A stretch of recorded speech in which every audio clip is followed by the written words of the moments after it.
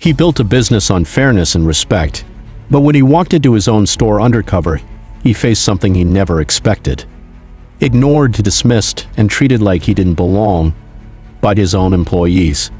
But what they didn't know, the man they were mistreating was their CEO. And just when you think you know how this story ends, think again. This is one of the most eye-opening moments I've ever seen. Here's what happened. Don't forget to subscribe to Racism Watchdog for more eye-opening stories like this one. Turn on notifications so you never miss an update. The aroma of freshly brewed coffee filled the air as customers bustled in and out of Urban Grounds, a popular coffee chain known for its welcoming atmosphere and top-tier service. The line stretched to the door, a mix of professionals grabbing their morning fix, students tapping away at laptops, and casual patrons chatting over pastries. It was the kind of place where anyone, regardless of background, was supposed to feel at home.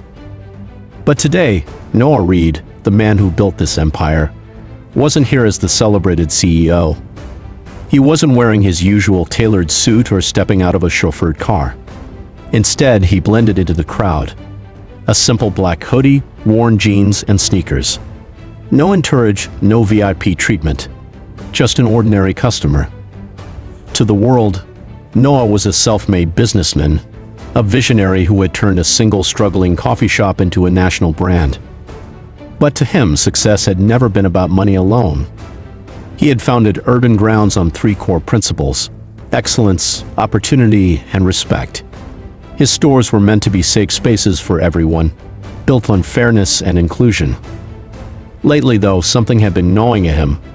Customer complaints had been trickling in, reports of rude service, employees treating certain customers differently, and a sense that not everyone was equally welcome. He needed to see the truth for himself. And so he had come here alone. No cameras, no press. Just a man walking into his own business, hoping to prove the rumors wrong. Noah stepped inside and took a slow breath, absorbing the energy of the place. It looked like any other morning rush. Baristas calling out orders, espresso machines whirring, the occasional burst of laughter. But as he moved toward the line, his eyes landed on a young employee behind the counter. Her name tag read Sophie, blonde, mid-20s, effortlessly confident. But something about her demeanor was off. She leaned against the counter, phone in hand, barely acknowledging the growing line. Her energy changed depending on who approached. A well-dressed white woman stepped forward. Sophie straightened up instantly, her tone warm and engaging. "Good morning. What can I get started for you today?" The woman smiled, placed her order, and exchanged pleasantries before moving aside. Next, an older black man stepped up. The shift was subtle but clear. Sophie's smile faded. Her voice lost its warmth. No greeting. Just a blunt, "What do you want?" Noah's stomach tightened. Maybe it was a coincidence. Maybe she was just having a bad day. But as he observed, a pattern emerged. White customers received smiles, conversation, and patience. Customers of color were met with indifference, or worse, dismissiveness. Noah felt his jaw clench. He had built this company from the ground up, ensuring that every store reflected the values he stood for. And yet, here it was, happening right in front of him. Now it was his turn. He stepped forward, offering a polite smile. "Hey, good morning. Can I get a medium caramel latte?" Sophie barely looked up. "We're out." Noah blinked. He had just seen the previous customer receive the same drink. "Are you sure? I just saw." She sighed dramatically. "I said we're out." Noah exhaled slowly. The game had begun. Noah kept his expression neutral, but inside, his frustration simmered. "All right," he said, keeping his voice calm. "How about just a regular black coffee?" Sophie sighed as if he had asked for something outrageous. She punched the order into the register, barely glancing up. "That'll be $3.75. No pleasantries, no smile, just cold indifference. Noah reached for his wallet, but before he could hand over his card, Sophie turned away, mid-transaction, to chat with another barista. He stood there, waiting. 5 seconds. 10. 15. His grip tightened around his card. Would she have done this if he looked different? If he wore a suit instead of a hoodie? If his skin were a few shades lighter? Another customer, a young white man, stepped up beside him. Without missing a beat, Sophie perked up. "Hey there, what can I get started for you?" Noah's eyes flicked between them. The man ordered a caramel macchiato, the same drink she had just told him was unavailable. Sophie punched it in, smiled, and took his card. No hesitation, no excuses, no delay.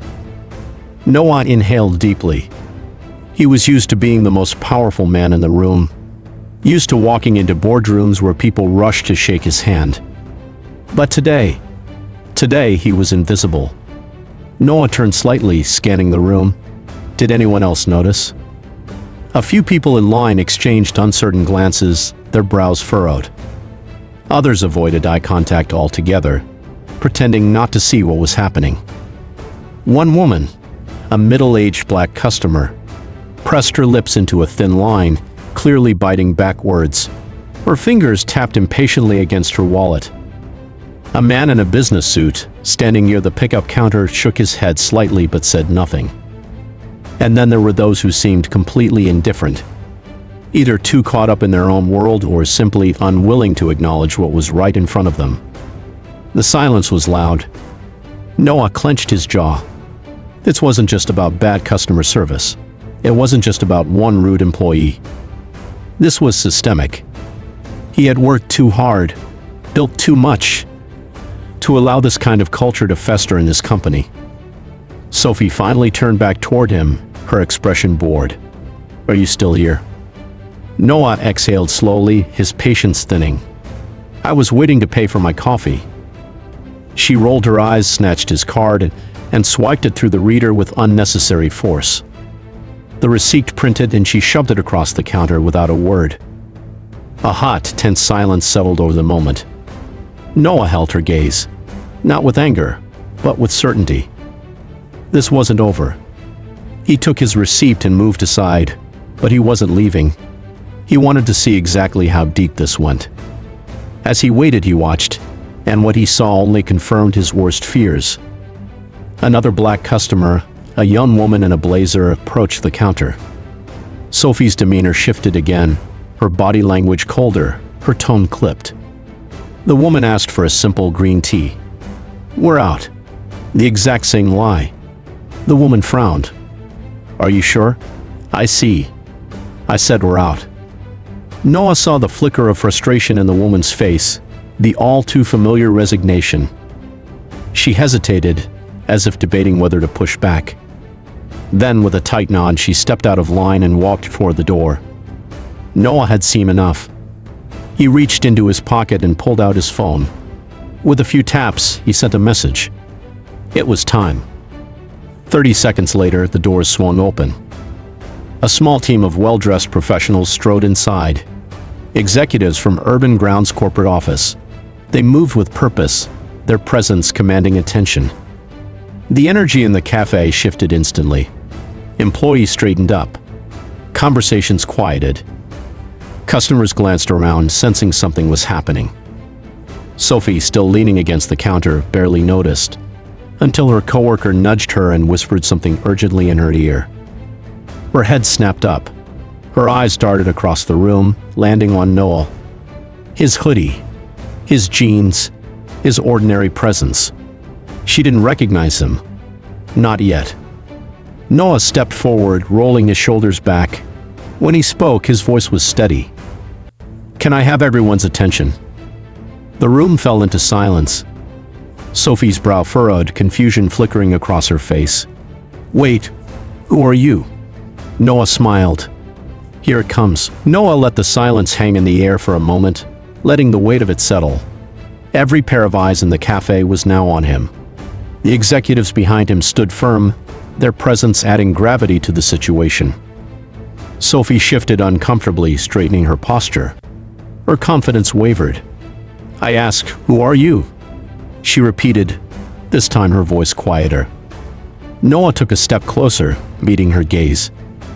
"I'm the man who built this company." A ripple of gasps spread through the room. Sophie blinked, her lips parting slightly as if she had misheard him. Noah didn't look away. "I'm the CEO of Urban Grounds." The color drained from Sophie's face. A barista standing nearby instinctively took a step back. Customers looked between Noah and Sophie, murmurs growing louder. Noah turned, addressing everyone. "I came here today as a customer, not as an executive, not as your boss, just as a regular person who wanted a cup of coffee." He let the words sink in. "But what I got was something very different." Sophie opened her mouth as if to speak, but nothing came out. The cafe was now so quiet that the hum of the espresso machines and the occasional clink of ceramic mugs sounded deafening. Noah finally looked back at her, and I wasn't the only one. His words hung in the air, heavy and undeniable. Sophie's hands curled into fists at her sides. I didn't know who you were." Noah tilted his head slightly. "And if I were just some guy off the street?" Silence. No excuse could fix this. No apology could erase the way she had chosen to treat people. A customer in the back muttered, "This is wild." Another whispered, "She really thought she could get away with it." Noah inhaled deeply. The decision was already made. He shifted his gaze to the store manager, a middle-aged man who had been standing to the side, watching everything unfold with nervous energy. "We need to talk." The manager swallowed hard and nodded. Noah's eyes flicked back to Sophie. She wasn't smirking anymore. She wasn't rolling her eyes. For the first time since he had walked in, she looked afraid. Noah opened his mouth, and then, "What would you do? If you were in his shoes, what would you have done?" This isn't just a story. This is reality. Don't forget to subscribe to Racism Watchdog for more eye-opening stories like this one. Turn on notifications so you never miss an update. Like, comment, and share if you believe every customer deserves respect.